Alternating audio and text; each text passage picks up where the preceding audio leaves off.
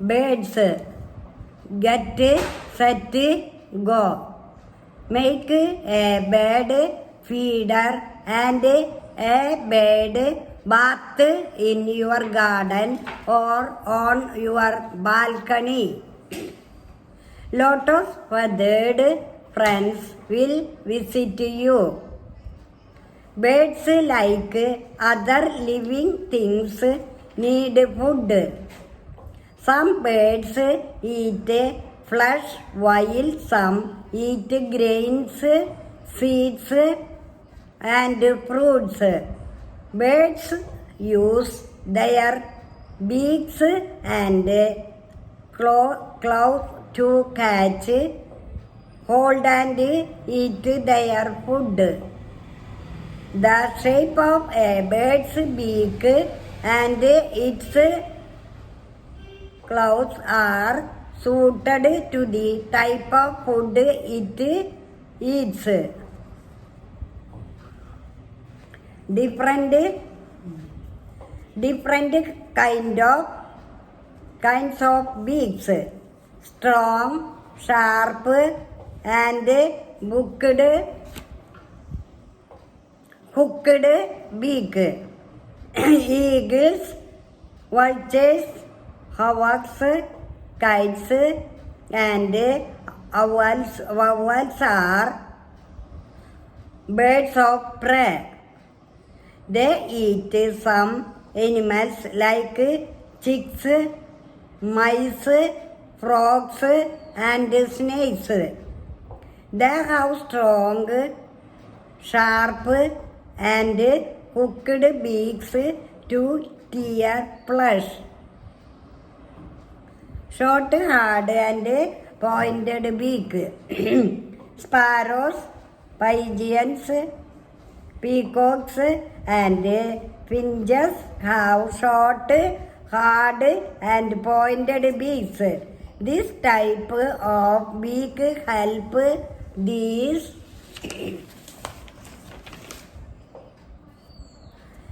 birds to pick up and crush grains and seeds. Strong and curved beak. The strong curved beak of a parakeet helps it to crack nuts and hard fruits. This curved beak also helps it to climb trees. Strong and chisel-shaped beak.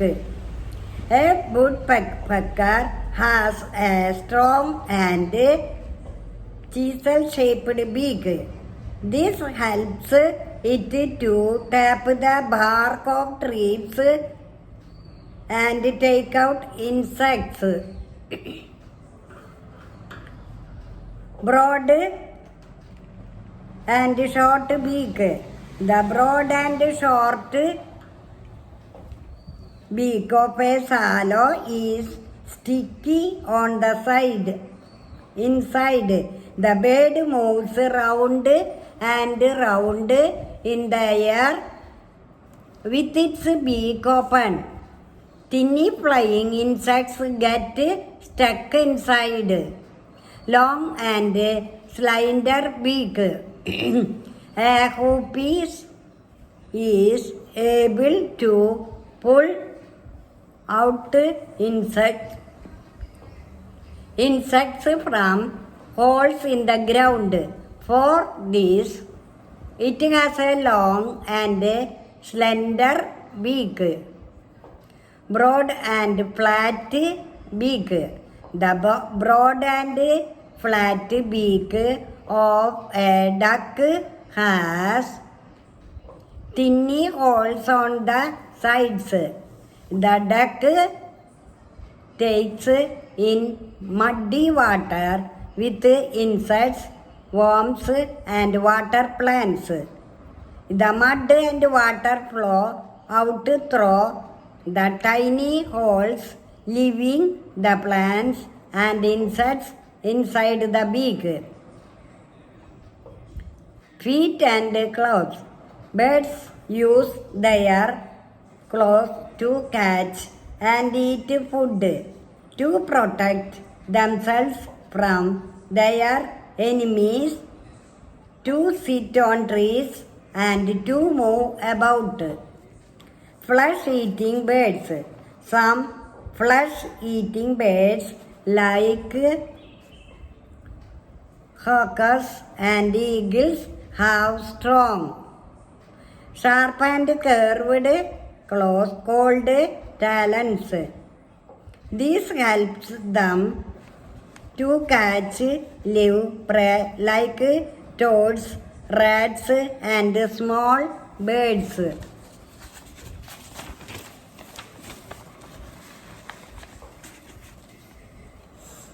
Perching birds. Perching birds like sparrows, mynas, and crows have 3 toes in front and 1 at the back. This type of feet helps the birds to hold on to a branch. They can even sleep while they perch. Scratching birds. Hens scratch and dig the ground to bring out insects and buried seeds. They have strong legs with 3 toes in front and 1 toe at the back.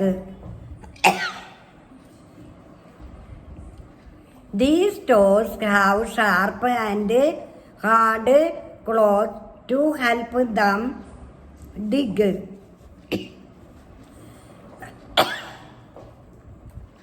Climbing birds. Birds like woodpeckers and parrots have 2 toes pointing upwards and 2 pointing downwards. These toes help them to climb trees and to cling on to them. Swimming birds. Swimming birds have webbed feet. They have 3 toes in front and 1 toe at the back. The three front toes are joined by skin which is called a web. This skin helps them to push water back while swimming. Wading birds. Birds like cranes and herons have long legs with spread out toes. They can wade through muddy water without getting wet. How does a bird fly?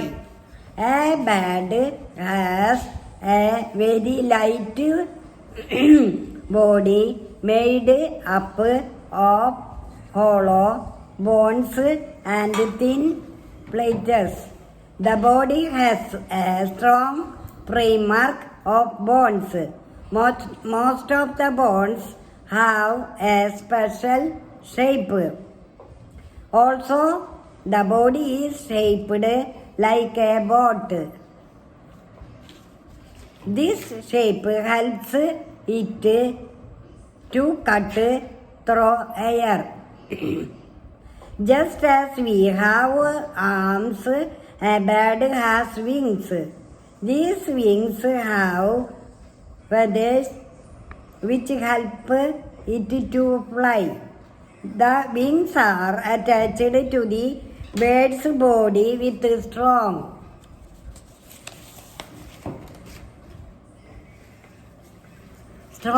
muscles. These muscles help it to move the wings up and down or forward and backward. A bird's tail acts like the rudder of a boat. It helps the bird to change its direction while flying. Wing movement. A bird does not fly by simply flapping its wings up and down. The wings have two types of movements. Upstroke. The wings move upward and backward. Downstroke. The wings move downward and forward. Feathers of birds. A bird's body is covered with small and fluffy feathers to keep it warm. These are called down feathers. The long, flat feathers attached to the wings and tail help the bird to fly. These are called flight feathers. Would you like to fly like a bird? Well, you will need wings and a tail to fly. Your body will have to be covered with feathers. The ostrich is the largest and the heaviest living bird. It cannot fly, but it can run at a speed of 70 km per hour. Nesting habits. Birds build nests to lay eggs. They choose places which are safe from enemies and bad weather. Birds use material like things, dry leaves, cotton thread, wool, feather, hair, pieces of cloth, paper and pebbles to build their nests. The eggs are laid in the nest. After some time, the eggs hatch and baby birds come out. When the baby birds are big enough, they fly away. Most parent birds also leave the nests. They build new nests when they have to lay eggs again. The eagle. Birds like the eagle and the vulture makes nets by gathering a few sticks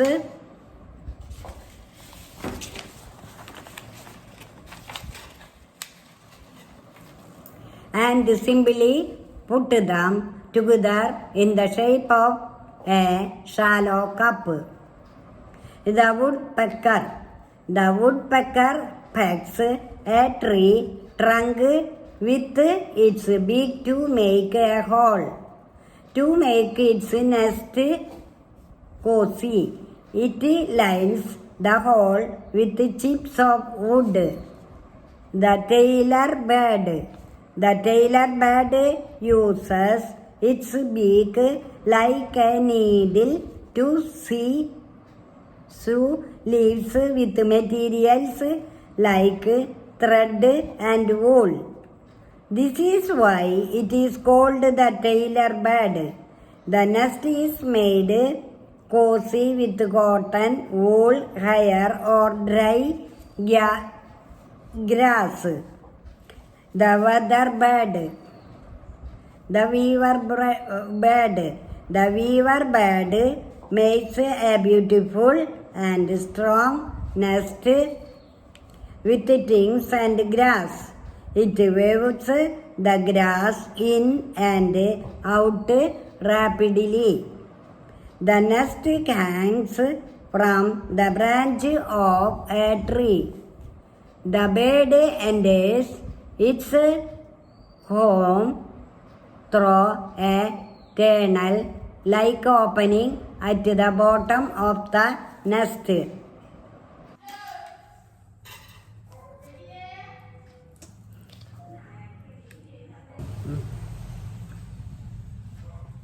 The penguin collects a few pebbles and stones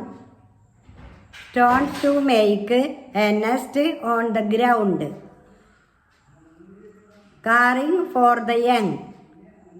After the mother bird lays her eggs, she sits on them to keep them warm. The father bird protects them from enemies. When the babies come out, they are weak and featherless. Their eyes are closed. The parents feed them and keep them warm. They protect them from enemies and bad weather. The babies grow very fast. The parents look after the babies till their feathers grow and they learn to fly and look for food on their own. Now you know a lot about birds. If you see a nest with eggs in it, do not disturb it. Watch it every day. Soon you will see little birds in the nest. Watch the birds grow. Remember, always watch birds quietly and from a distance so as not to disturb them.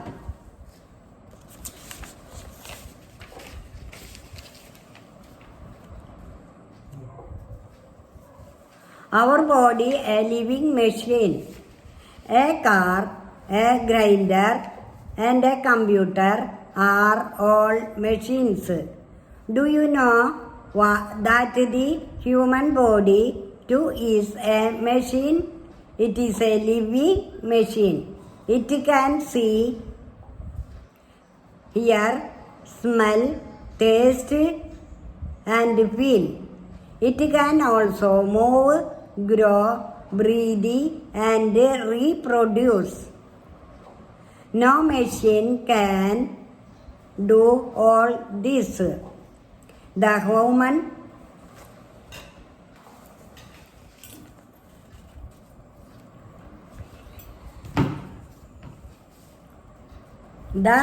human body is made up of cells. Cells are of different kinds. Cells of the same kind join together to make a tissue. Tissues join together to make an organ. Many organs together from an organ system. Different organ systems work together to make it possible for the body to play, learn, grow, and do many other things. Our sense organs. Everything we know about the world is through our senses. The main sense organs are the eyes, the ears, the nose, the tongue, and the skin. Our eyes helps us to see. Our ears help us to hear. Our nose helps us to smell. Our tongue help us to taste.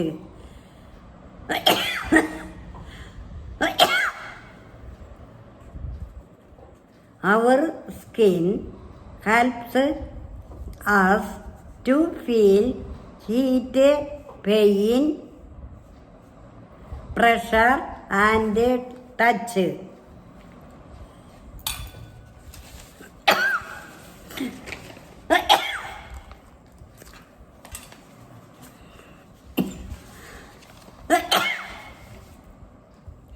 These sense organs are connected to the brain through the nerves.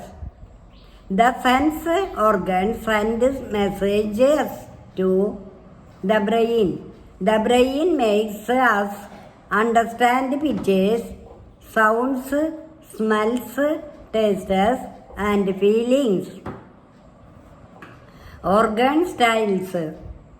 While our sense organs help us know our surroundings, the organ systems inside our body carry out different functions. These organ systems are like the members of a team. Each one has its own function. The respiratory system. The respiratory system consists of the nose, the windpipe, and the lungs. We take in air through our nose. The air in the nose prevents dust and germs from entering our body. The air then goes to our lungs through the windpipe. The air that we breathe in has a gas called oxygen. The lungs take in oxygen from the air and supply it to the various parts of our body. This oxygen burns up the food we eat and gives us energy. The air we breathe out is impure and has carbon dioxide in it. Breathing purifies our blood. Breathe correctly. We should breathe in fresh air. Keep the windows of our rooms open.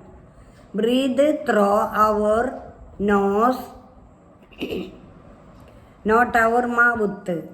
Not cover our face while sleeping. The digestive system. When we smell food, our mouth starts watering. This is the beginning of digestion. Digestion is the process of changing of food into a simple form so that it can be used by the body.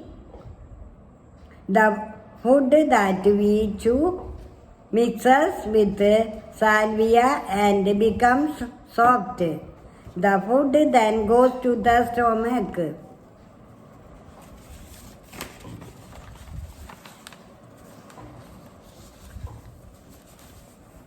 In the stomach, the food mixes with some digestive juices. About 4 hours after eating, the food goes into the small intestine. Here, the food is further digested, taken in by the blood and carried to the other parts of the body. The undigested food goes to the large intestine and from there it is thrown out through the nose. The circulatory system. The heart, the blood and the blood vessels make up the circulatory system.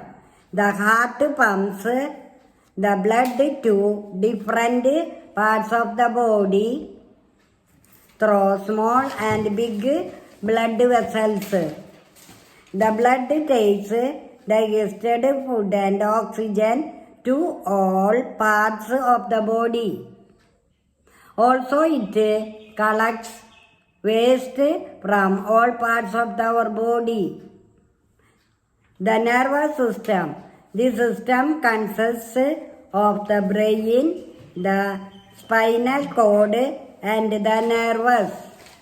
The nervous system controls all our actions like seeing, hearing, walking, and learning.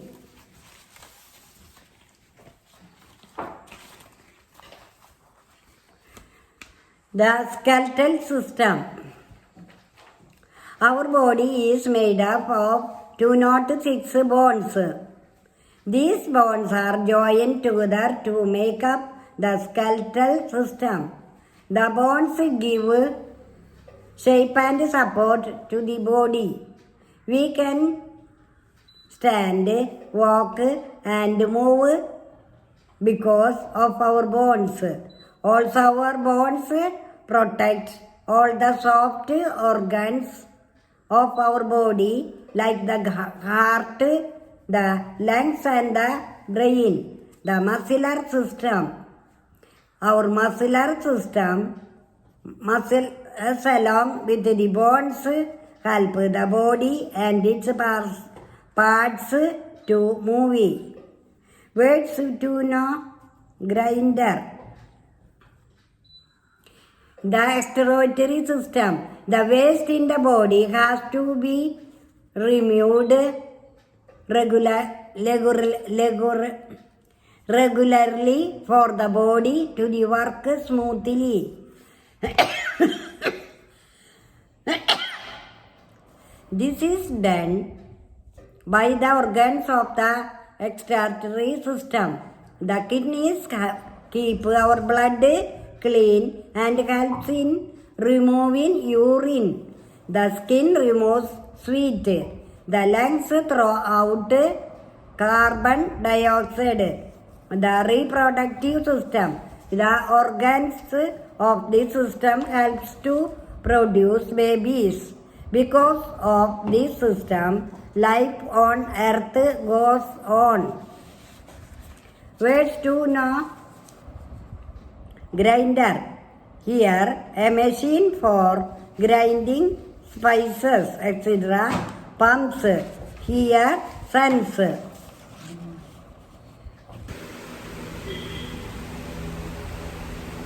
Selection of social studies curriculum. Self-contained courses. The courses are self-contained as well as lay the foundation of the subsequent stage. The curriculum provides for a minimum but sufficient broad knowledge for those who may not continue their education after the secondary stage. Development of basic understandings, skills and attitudes. The contents of the program have been planned in such a manner so as to provide adequate opportunities for the development of basic understandings, skills and attitudes needed for the realization of the ideals of democracy, secularism and socialism, promotion of national and international understanding. There is sufficient scope for the development of right attitude of national and international understanding. Emphasis on various sources of learning. The curriculum does not consider classroom as the only place or source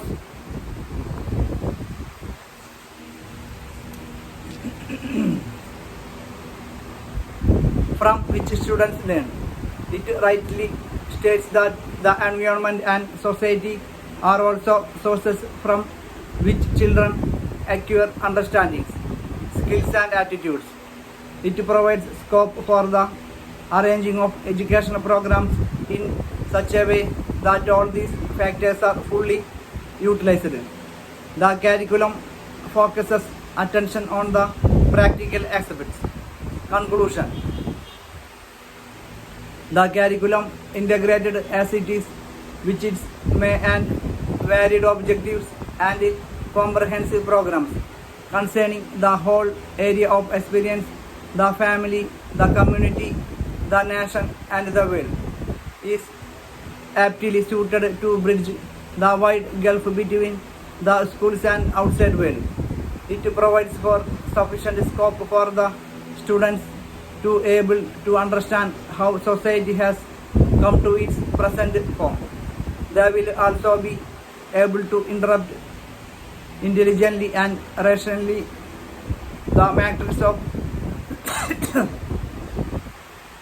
social forces and movements in the midst of which they are living.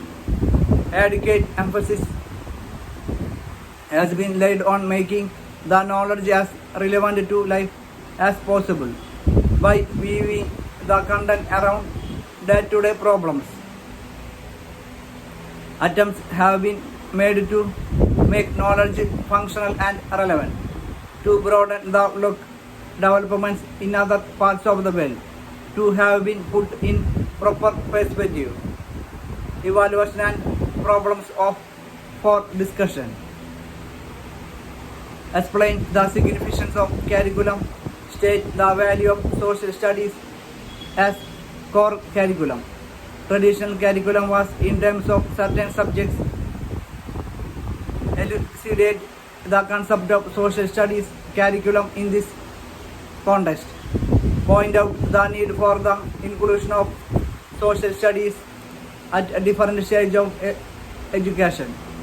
Throw light on the principles which should govern the construction of the curriculum in social studies.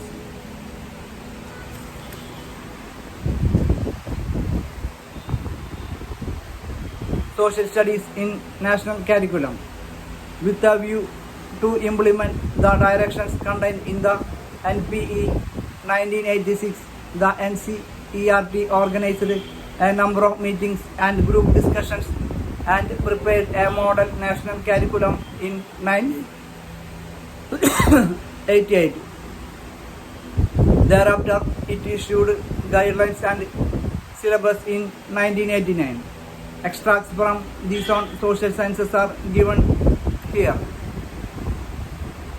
Broad objectives. The child at this stage could be initiated into the study of India's past in all its major aspects such as social, cultural and specific scientific development. He should also be helped to appreciate diversities in ways of living and interdependence of various religions of India and the world. He should also know the civic and political institutions and understand contemporary social and economic issues and problems. Social skills and civic competencies and a national perspective would thus equip him to participate in the task of social and economic reconstruction.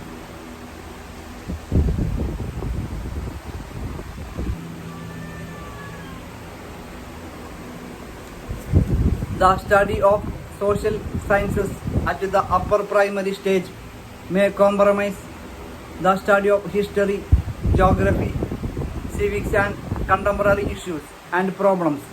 The various components of the content drawn from different subjects of social sciences should be seen as interrelated. History, guidelines. The purpose of teaching or learning history may very broadly be seen as widening the horizons. No one would disagree with the view that parochialism is not a good thing and that for a proper understanding of one's immediate present also, it is necessary to see it in its wider context of space as well as time. In terms of space,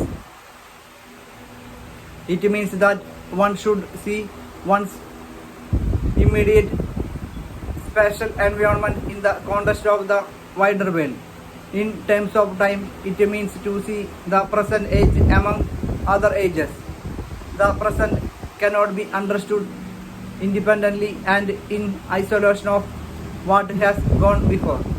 History is a continuous process of which the present is a part which is linked to the past and hence can be understood only as a part of that process. Thus, the context of time, that is of history, is crucial to an understanding of the present. No major problem can be seen and understood apart from its historical context. The study of history also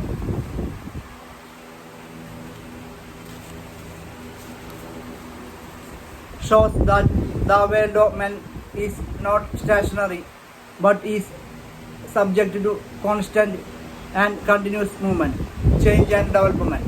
It helps in understanding contemporary process of change, of movement, as well as of continuity by making us aware of the variety and diversity in humanity as well as of unity and of change.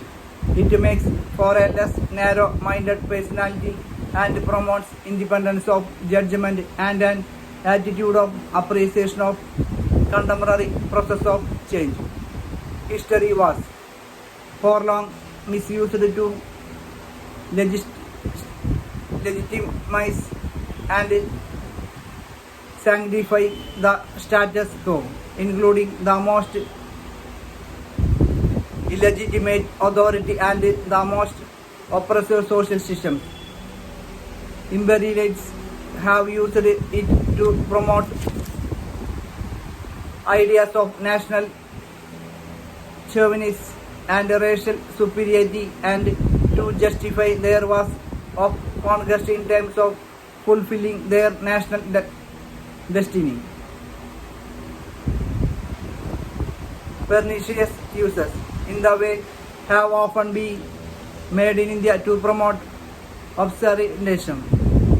It is useful to be aware of these misuses while framing the objectives and content outline of the syllabi in history. The content of history at the school stage also needs some clarification, although keeping in view the consumption level of pupils at different stages. Some simplification of historical knowledge is necessary. It should not mean merely presentation of scattered bits of information about events and personalities of the past with a lot of simple moral judgments thrown in. It may comprise major events and developments in the life of man from the earliest times with a locus on the sequence of changes in society in all its aspects. It should deepen the child's awareness and understanding of the society in which he or she lives, from his or her immediate environment to the country and to the world as a whole. Historical component at the primary stage.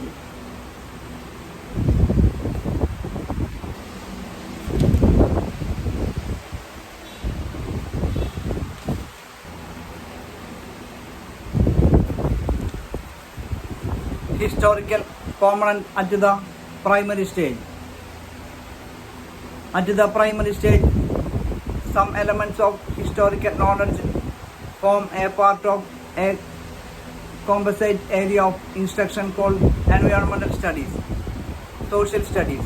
The main aim of the historical component at this stage is to introduce the pupil to certain elements of man's past, to give him or her general feel of chronology and of the vast span of time during which human beings have lived and worked, and those aspects of recent history which would promote a better understanding of the present.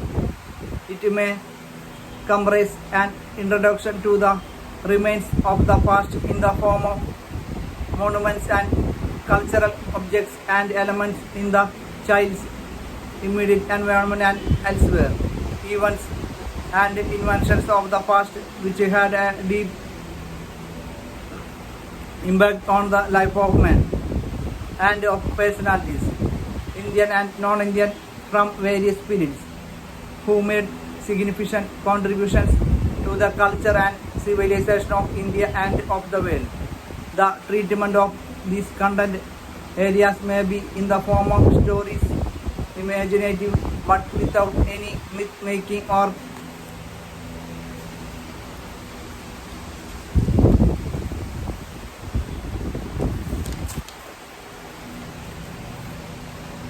symbol narratives. The syllabus may also include in a simple form the story of the struggle for freedom. Objectives of history teaching. History may be introduced as a separate subject as a part of the social sciences. The general objectives of teaching history as a part of general education may be as follows.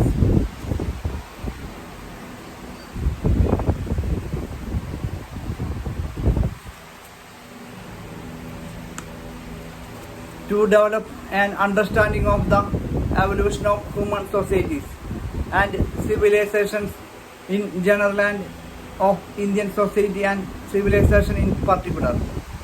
To develop an understanding of the process through which human societies have changed and evolved. To develop an understanding of the integrated nature of historical development and of the homogeneity of civilization. To include inculcate an appreciation of the contribution of different peoples to the progress of mankind as a whole. To develop an appreciation of the growth of various components of Indian culture and legitimate pride in the achievements of the Indian people in different periods and in different parts of the country. To develop a historical perspective for understanding contemporary India and the contemporary process of change. To develop an integrated view of Indian history and civilization and of human civilizations as a whole. To develop a spirit of inquiry and the ability to think critically and creatively and to differentiate between the obsolete and the dying and the living and the emerging, and to develop a critical appreciation of the past so that the pupil's personality is free from parochialism, irrational prejudice, bigotry, communalism, and every kind of choiceism, and is imbued with a rational, scientific, and forward-looking outlook. Main content areas and their distribution. For the realization of these objectives, it is necessary to introduce the child to a systematic study appropriate to the school stage of Indian history and of human civilization from the earliest to the modern times, while determining the stage-wise, class-wise distribution of various content areas.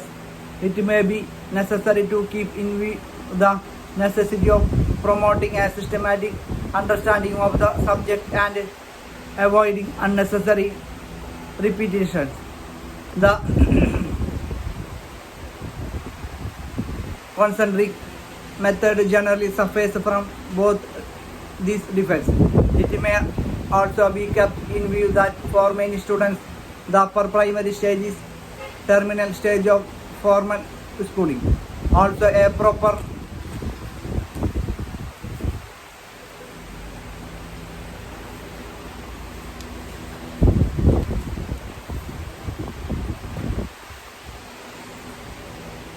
understanding of historical developments requires some degree of geographical knowledge. Keeping these considerations in view, it is suggested that two broadly systematic courses be developed. One dealing with the history of India and the second with the history of civilization. The first may be introduced at the primary stage, but it may be also include a general perspective of world civilization. The second may be introduced at the secondary stage and it may include historical development of India as a part of world historical development and may also give adequate importance to those aspects and developments in Indian history that have a positive bearing on the understanding of contemporary India, such as the freedom movement. The distribution of the content in Indian history may follow the usual division to ancient, medieval, and modern India, which may be introduced in respectively. India's cultural heritage and India's freedom struggle may be important components of the syllabus at all the stages, primary, upper primary, and secondary. A proper understanding of these areas is crucial to promoting an understanding of contemporary India and an appreciation of the value and ideals which are basic to India's nationhood. In the selection of content for these areas, it is necessary to focus attention on the contributions of all parts of the country and to present an overall picture of the country as a whole. The question of local history. What should be the place of local history in this framework? The term local history is understood differently by different people. It may mean promoting an awareness of the historical and cultural remains found in the child's immediate environment. The term has also been used to mean the history of a region or state, presenting the region or state as having a distinct and the independent historical identity, traced back to the earliest times, establishing the historical distinctiveness of a region corresponding to the present political boundaries of a state is often unhistorical and overlooks the historical interconnections of that region with other parts of the country. Introducing this kind of local history at the school stage has the danger of promoting parochialism and regional cultural chauvinism. This is not to suggest a diminishing of the importance of historical developments in the region, but only to emphasize the need to study local developments in the broader countrywide context. It may be desirable to avoid regional histories at the school stage as separate courses of study and to include the details of developments in the region in any period in the general context of Indian history in that period. For example, while dealing with the history of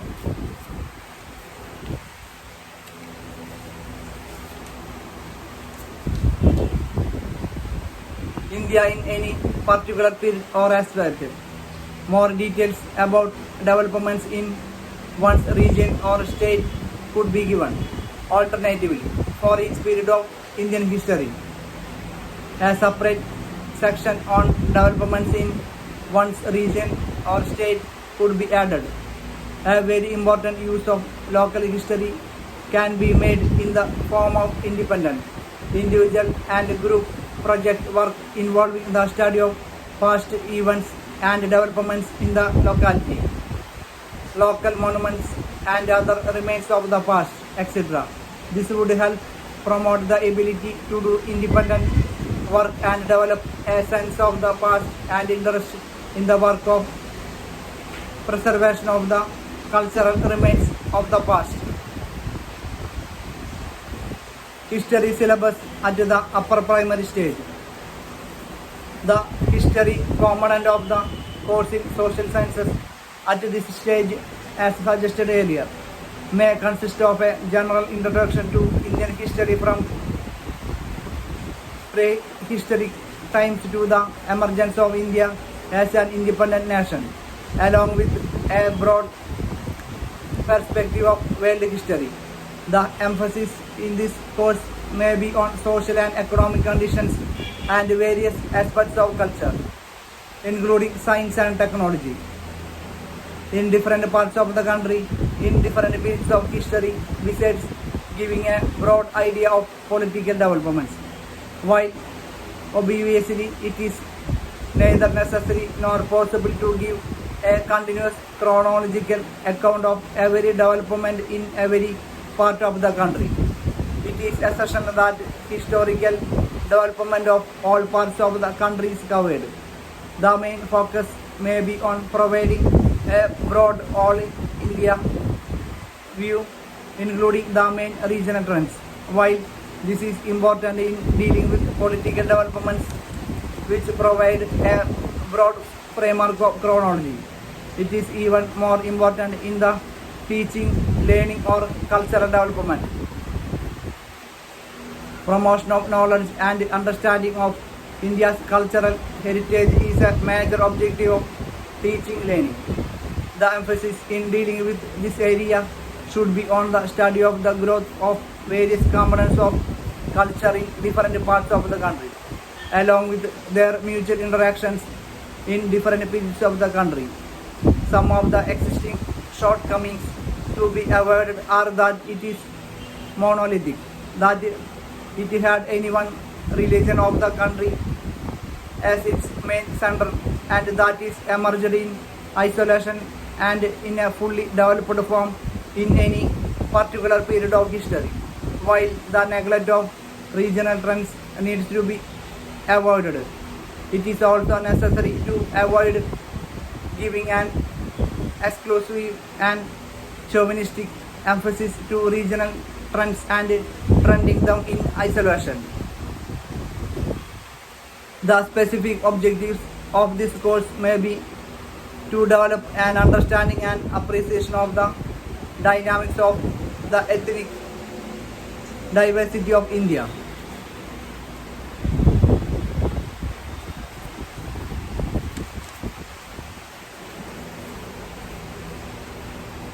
Teaching of social studies to promote an understanding of the major stages in the evolution of Indian society through the ages, to develop an appreciation of the growth of various components of Indian culture in different parts of the country in different periods, to develop a critical appreciation of the past so that the pupil's personality is free from irrational prejudice and bigotry, parochialism and communalism, and is imbued with a scientific and forward-looking outlook, to develop an appreciation of India's cultural heritage and its composite nature, of its richness and variety, and of the processes through which it has developed, to develop the ability to study contemporary problems of Indian society in their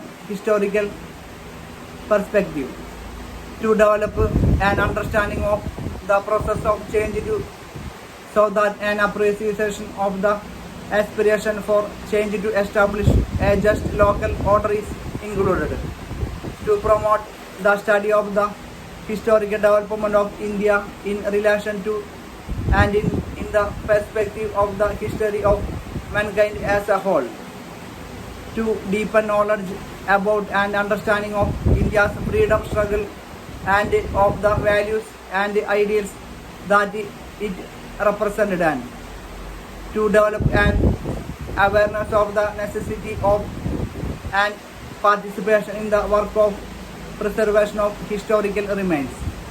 Adequate attention should be paid to the aspects of change and development. The teaching should be free from communal, parochial and other types of prejudice and should aim at the cultivation of a broad humanities outlook. The class-wise organization of the syllabus may be as follows. History of ancient in India.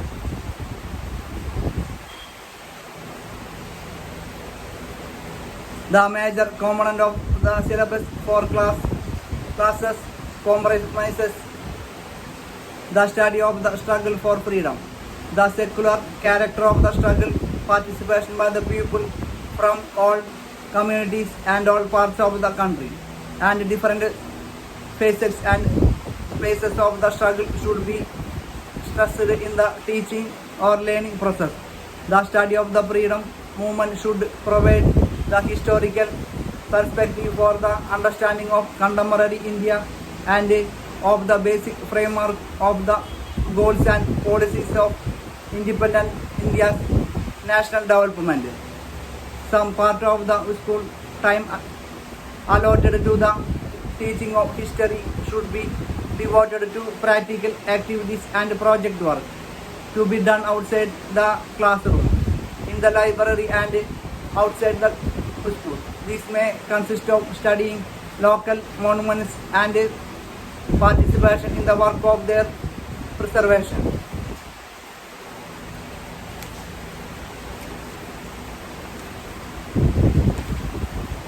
Studying local cultural traditions, folklore and other aspects of culture and preparing museum kits on this, working on projects relating to art and culture in different parts of the country, use of some elementary source materials, studying the place names of historical sites and places and identifying their location and preparation of historical maps. Practical activities and projects should be devised which may be taken up by individual students, groups of students, or by the class as a whole.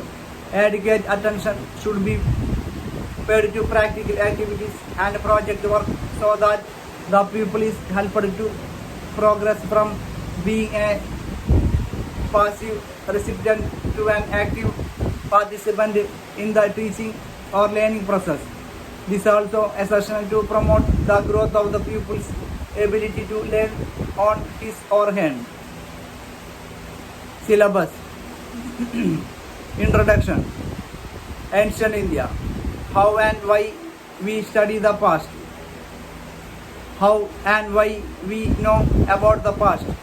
Sources for reconstructing the past. Sources for studying Indian history. Written records. Literary sources, archaeological and other remains, oral traditions, their relative importance, importance of studying the past for understanding the present, importance of critical attitude, geographical and ethnographical features of India, prehistory cultures of India.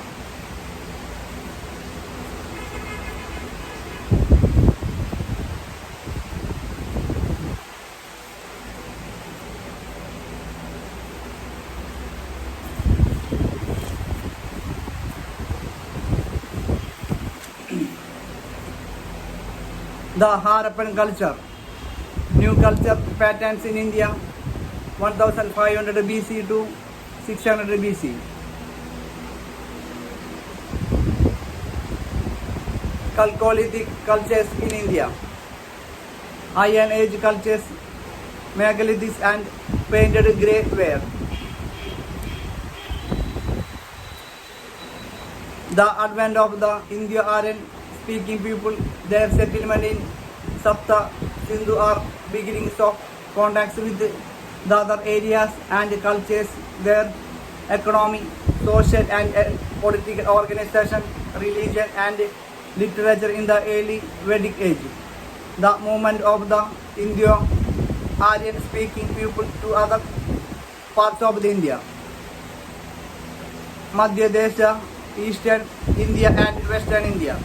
Material life in the later Vedic age, religion, sacrifices, beginnings of social satisfaction, political changes, monarchy in North India, megalithic cultures in peninsular India. India from the rise of Magadha to the Mauryan Empire. Socio-economic changes, emergence of towns, trade and commerce, beginning of coinage, arts and crafts, wider use of iron, political systems, monarchies and tribal politics in North India, conflicts, new religious movements, Mahavira and the Buddha, their teachings, other sects. Iranians and Greeks invasions, their impact, rise and growth of Mauryan Empire, polity and administration, social and economic life, religion with special reference to Ashoka, art and culture, relations with the Tamil states, their echo in Sangam literature. India during the period 200 BC to 300 AD. The decline in the Mayuras, the rise of Greeks, Sagas and Kushanas in the north and Sadavahanas in the south, their mutual relations, the Sangam age.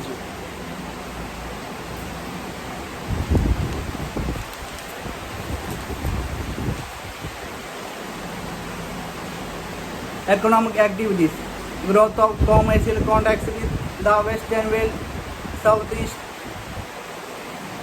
Asia and China, development of crafts and guides, coinage, social and religious life, revival of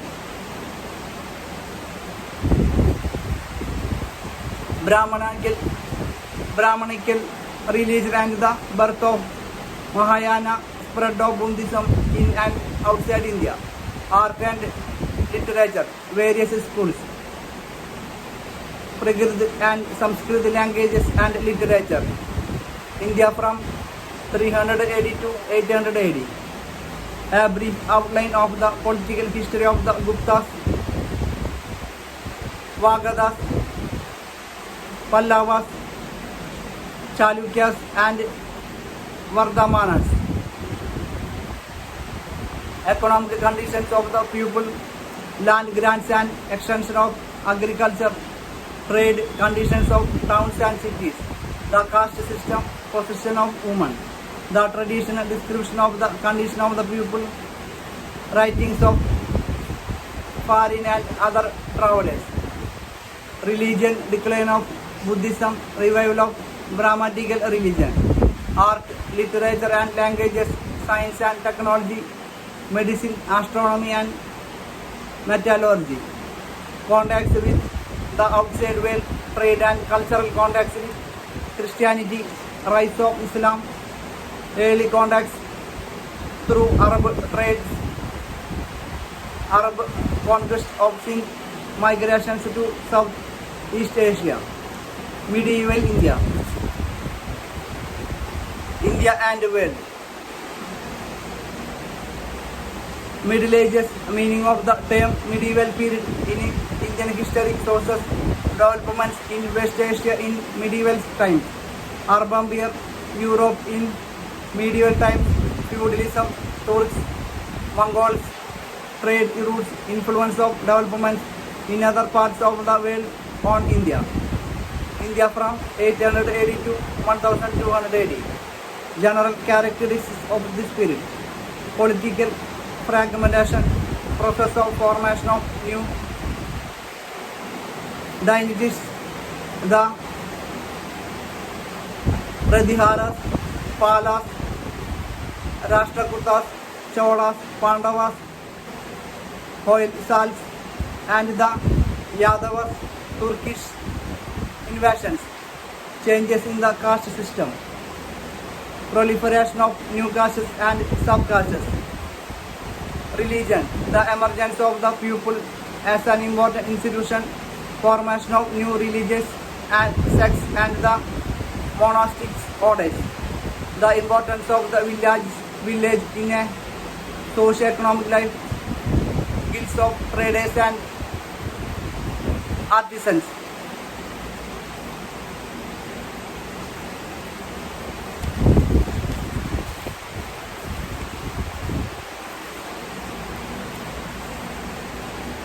Teaching of social studies, birth of new languages, scripts and regional literature, growth of new art styles. India from early 13th century to early 16th century. The establishment of the Sultanate of Delhi and unification of northern India. Administration under the Sultanate with social reference to Alauddin Khalji and Muhammad Tughlaq. The emergence of Iqta system, military nature of the Turkish rule, economic life, organization and production of in royal karkhanas, public works under the sultans. disintegration of the Sultanate and rise of regional kingdoms, Vahnami and Vijayanagar kingdoms, their conflicts, regional kingdoms in North India and South India, developments in society and economy, social and economic conditions of the people, international trade, expansion of trade with Europe and China, developments in culture, evaluation of composite Indian culture, art and architecture, tombs, mosques, temples, forts, bronze sculpture, growth of literature in the regional languages, Persian literature, the Bhakti and Sufi movements, religious reform movements in Deccan and South, advent of the Mughals and Europeans, coming of the Mughals, conflict with the Afghans, Bahmani and Vijayanagar kingdoms, internal developments and their mutual conflicts, developments in Europe, Renaissance, voyages of discovery, trade routes and articles of trade, European trade with India, coming of the Portuguese, influence of developments in other parts of the world on India, India under the Mughals, the expansion of the Mughal Empire from Akbar to Aurangzeb's administration, army, Mansabad's revenue system, justice, religious policy of the Mughals with special reference to Akbar's Dinhai, social and economic conditions, development of art, literature and architecture, conditions in India outside the Mughal Empire.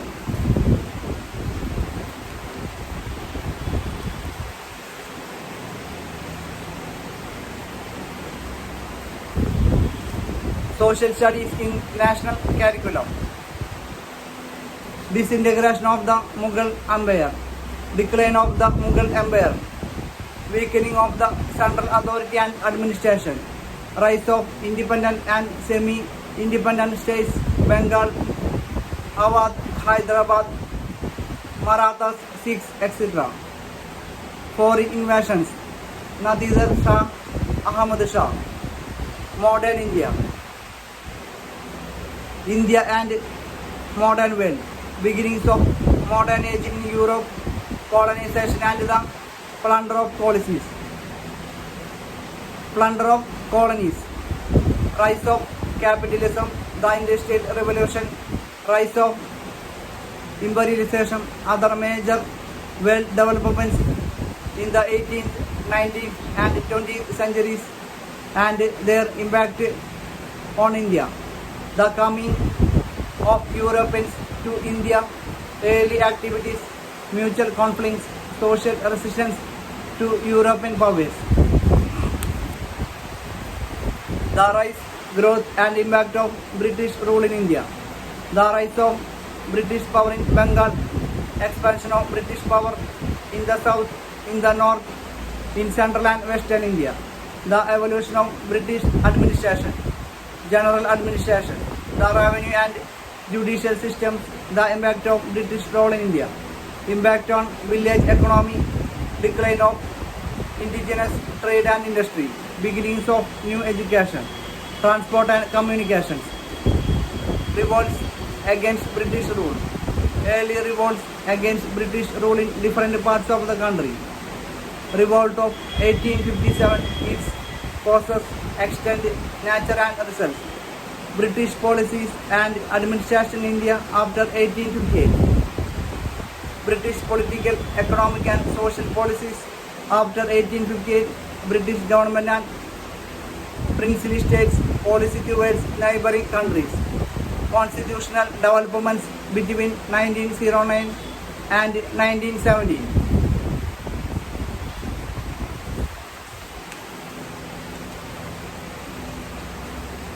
Teaching of social studies, changes in economy and society, economic life, agriculture, commercial crops, impoverishment of the peasantry, rural independence, feminists, development of irrigation, transport, railways, plantations, beginning of modern industries, trade, nature of industrial development, economic conditions of people, emergence of new classes in Indian society, social and religious reforms movements, and cultural awakening, rise of new social classes, education, its nature and influence.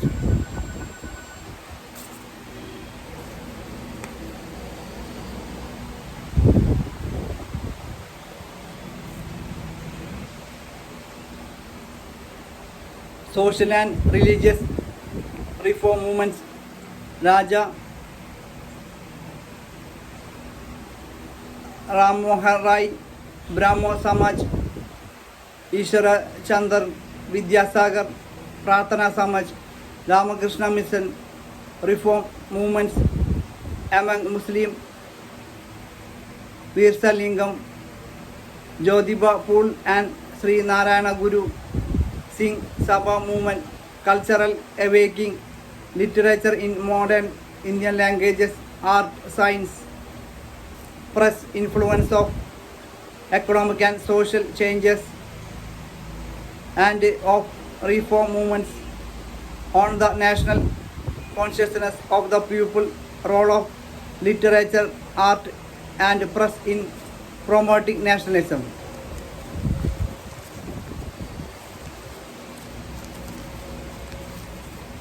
Rise of Indian nationalism and struggle for freedom.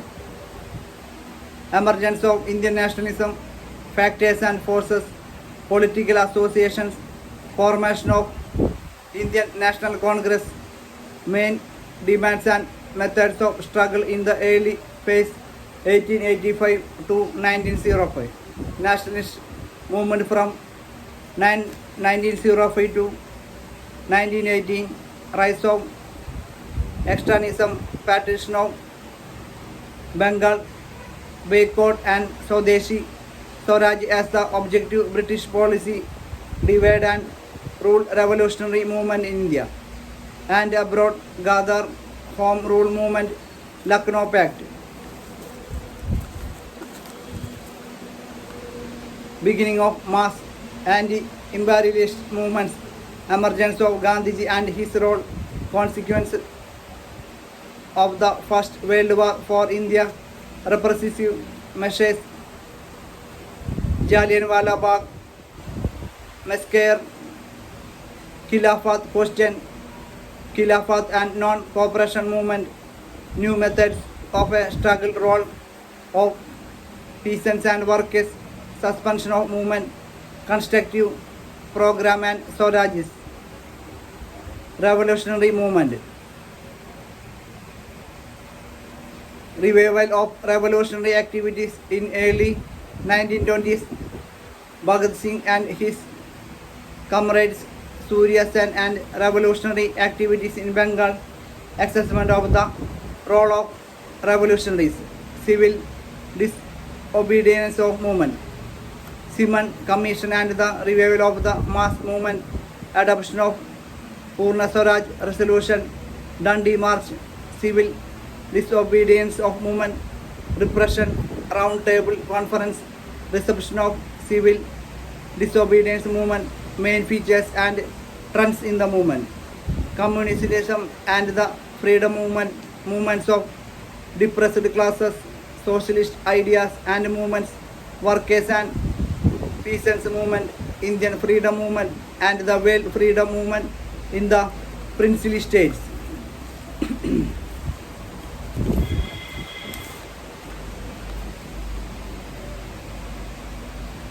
Government of India Act 1935, formation of provincial ministries. Indian freedom movement during the Second World War, individual Satyagraha, Cripps Mission, Quit India movement, Azad Hind Fauj, Popular upsurge after the Second World War, cabinet mission, demand for Pakistan, interim government and constituent assembly, partition and independence, immediate tasks, framing of the constitution, integration of princely states, liberation of French and Portuguese possessions. The role of individual leaders may be mentioned in relation of specific movements and events. Geography guidelines. Rationale and objectives. Geography at the lower primary stage may form a part of the composite area of instruction called environmental studies. It should expose the child to his or her physical and social cultural environment in graded manner. It may thus include the study of physical and cultural features as well as the life of the pupil in the immediate environment of the child, his or her home and neighborhood. Gradually, the child's mental horizon is extended to the study of these features in relatively distant places, starting from his her state and country to the world at large. At the upper primary stage, geography may be introduced as a separate subject under social sciences. The course in geography at this stage, covering a period of 3 years, should be able to widen the perspective of the student through the study of life in different parts of the world. Elements of physical, economic, regional and practical geography should form an integral part of the course spreading over the 3 years. This would help in developing a geographical perspective so necessary to understand the complexities of the man-environment relationship in a global context and the interdependence of religion countries of the world. This framework should also help the student in understanding the problems of economic development of his or her own country state in the final year of the state. The geography course at this stage should have the following objectives: to promote an understanding of the different elements of the physical environment which in fact affect man's ways of living, to help the student realize that human beings everywhere try to make the best possible use of their environment, including gifts provided by nature to satisfy their needs.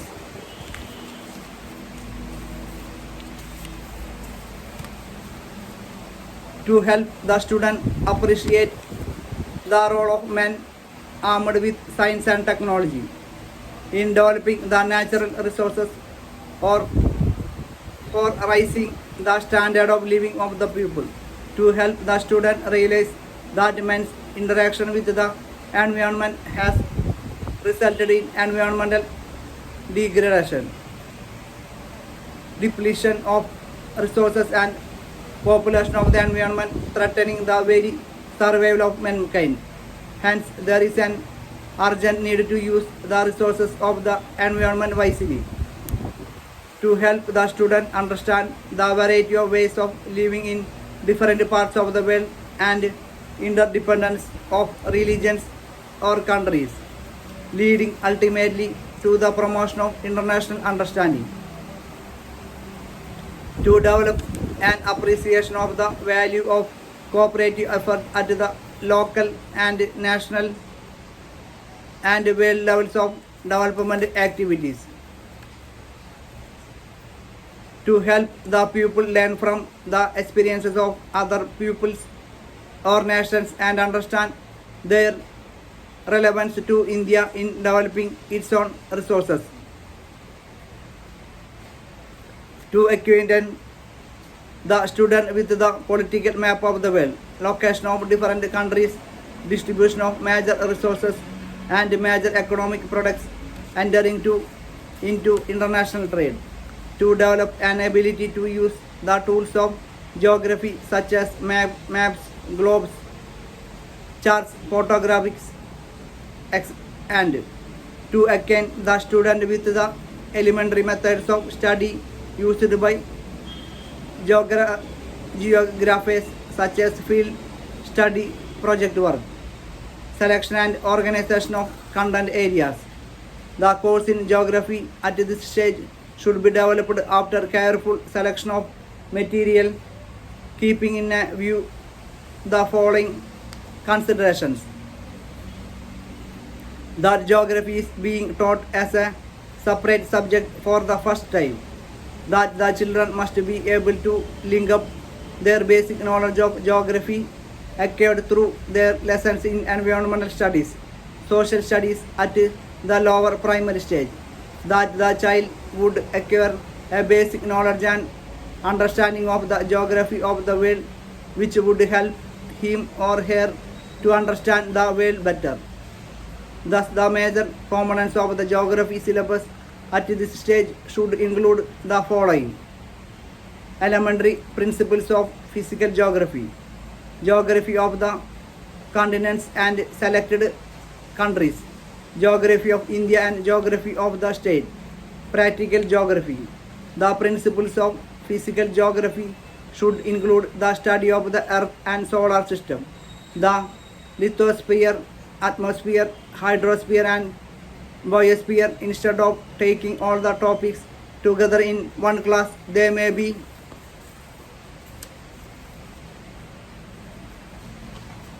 distributed over the entire stage. Their class-wise distribution should be done on the basis of the difficulty level of the topic, broad area and its structural placement. The age and attainments of the pupils at this stage and the use that the majority of them would make of geography later life preclude the study of world geography in terms of natural religions alone. In order to make the children familiar with the world, an introductory study of continents and the study of a few countries representing some typical examples of natural religions and economic development patterns should be spread over 3 years of the upper primary stage. The study of the southern continents, Africa, Australia, South America and Antarctica should be taken up because of the comparatively less complex nature of man-environment relationship. The continents of Europe and North America together with the USSR representing the comparatively more complex nature of man-environment relationship should be dealt with. It would provide the students an opportunity to compare the life of pupils in different parts of the world and assess the impact of scientific and technological advancements on their lives.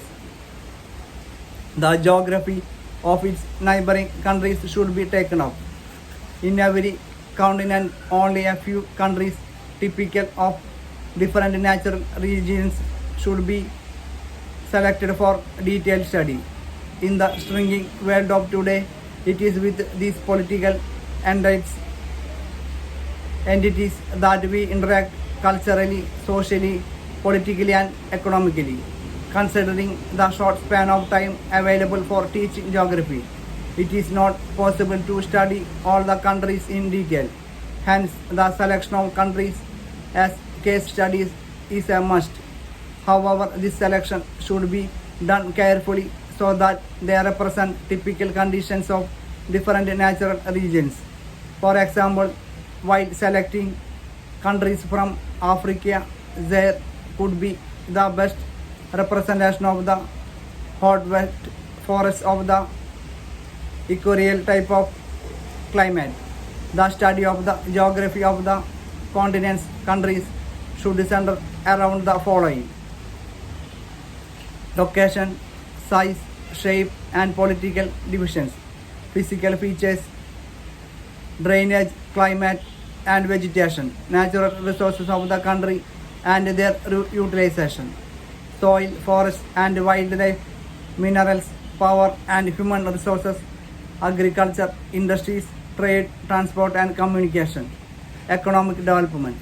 The geography of India in detail should be taken up at the terminal stage. It should include the study of physical features, climate, resources, both natural and human of the country, and their utilization, trade, transport and communication.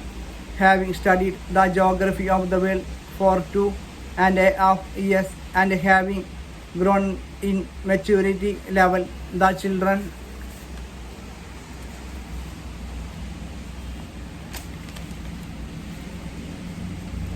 would be in much better position to understand their own country. It is suggested that the states following these guidelines may include the study of respective state along with the geography of India on the same lines for maintaining a balance in the syllabus. The course content for geography of India should be reduced. However, it should be done by condensing the course rather than dropping topics altogether. Like physical geography, the practical geography course should also be spread over 3 years. It should be given due weightage besides having separate units in all 3 years. Practical activities should form an integral part of all other units. This would help the children in geography, representing geographical area through maps, sketches, models, charts, etc., and in acquainting themselves with the methods of study used for geographical studies. Core elements. Some of the core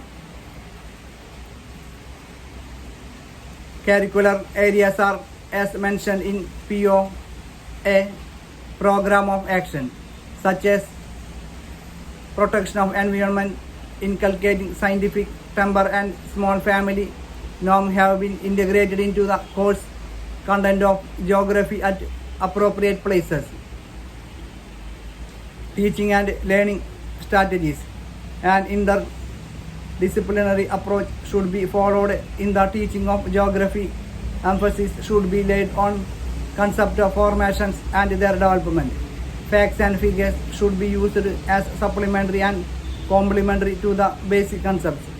They should not be used in isolation just for memorization. Audiovisual aids are of great importance in the teaching of geography, and they should be used liberally in the classroom. Geographical terms should be explained properly with the help of diagrams and suitable examples. Children should be encouraged to make observations and record their findings. They should be able to identify various geographical features